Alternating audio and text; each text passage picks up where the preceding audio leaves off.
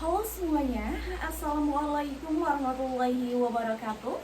Perkenalkan, nama saya Siti Nurlaila Aziza, mahasiswa Universitas Nusa Putra, program studi manajemen. Dan di sini saya akan membahas sebuah topik atau materi dari mata kuliah Pendidikan Kewarganegaraan dengan dosen pengampu, Ibu Dr. Hajah Wiwin Winarni MMPD. Jadi, di sini topik ataupun materi yang akan saya bahas yaitu hak asasi manusia.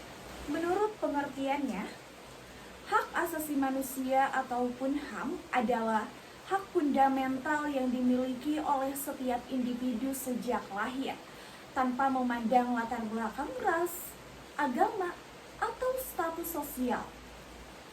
Hak ini merupakan anugerah Tuhan yang Maha Esa dan bersifat universal. Contohnya, hak untuk hidup, kebebasan berekspresi, dan perlindungan penyiksaan. Nah, jadi, mengapa HAM itu penting? Yang pertama, menjamin martabat setiap individu. Dan yang kedua, dapat mendorong keadilan, perdamaian, dan kesejahteraan di masyarakat. Dan yang ketiga, menghindarkan diskriminasi dan perlakuan tidak adil. Nah, selanjutnya terdapat ciri-ciri hak asasi manusia.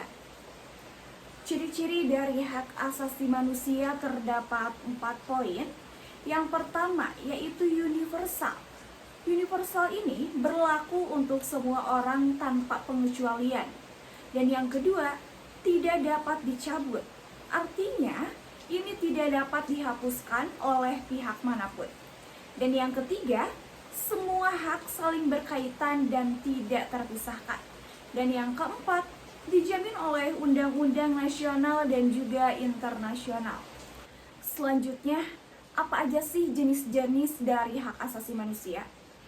Adapun jenis-jenisnya, yang pertama yaitu hak sipil dan juga politik. Contohnya seperti apa? Contohnya seperti kebebasan berpendapat, beragama, dan hak untuk memilih. Dan yang kedua, hak ekonomi. Hak ekonomi ini contohnya seperti hak atas pekerjaan yang layak dan upah yang layak. Dan yang ketiga yaitu hak sosial budaya. Hak ini mendapatkan pendidikan, kesehatan, dan juga pelestarian budaya. Dan yang selanjutnya yaitu hak atas keadilan perlakuan yang setara di mata hukum. Nah, selanjutnya saya ada beberapa contoh mengenai pelanggaran HAM di dunia. Contoh yang pertama yaitu Holocaust. Holocaust ini merupakan pembunuhan massal terhadap 6 juta orang Yahudi dan rezim Nazi Jerman selama Perang Dunia II. Dan yang kedua yaitu tragedi 11 September 2001. Ini merupakan pelanggaran HAM dalam bentuk terorisme yang menewaskan ribuan orang di Amerika Serikat. Lalu, bagaimana dalam upaya dalam penegakan hak asasi manusia atau HAM?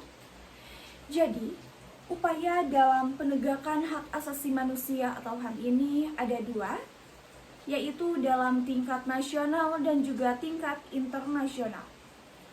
Jika dalam tingkat nasional ini, yaitu melalui pembentukan Komisi Nasional Hak Asasi Manusia atau yang disebut dengan Komnas HAM.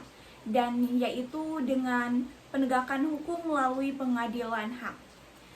Selain itu, jika dalam tingkat internasional, yang pertama yaitu adanya lembaga seperti Mahkamah Pidana Internasional atau yang disebut dengan ICC, dan juga peran organisasi PBB dalam mendorong penghormatan HAM global. Nah, lanjut, bagaimana kita dalam mendukung hak asasi manusia? Dan di sini ada 3 poin yang akan saya sampaikan dalam mendukung hak asasi manusia. Yang pertama yaitu dengan edukasi. Dengan edukasi ini kita dapat meningkatkan kesadaran tentang pentingnya HAM itu seperti apa. Dan juga yang kedua yaitu melalui advokasi.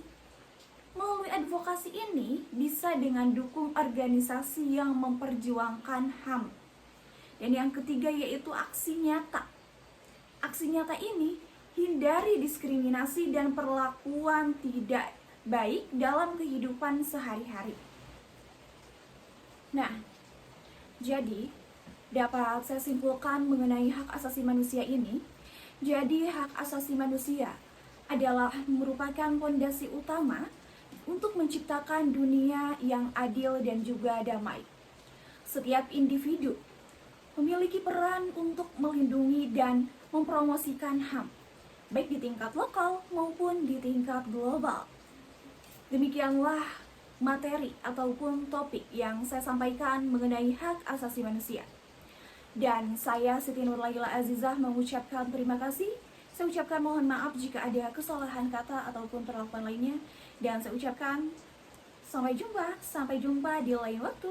Terima kasih.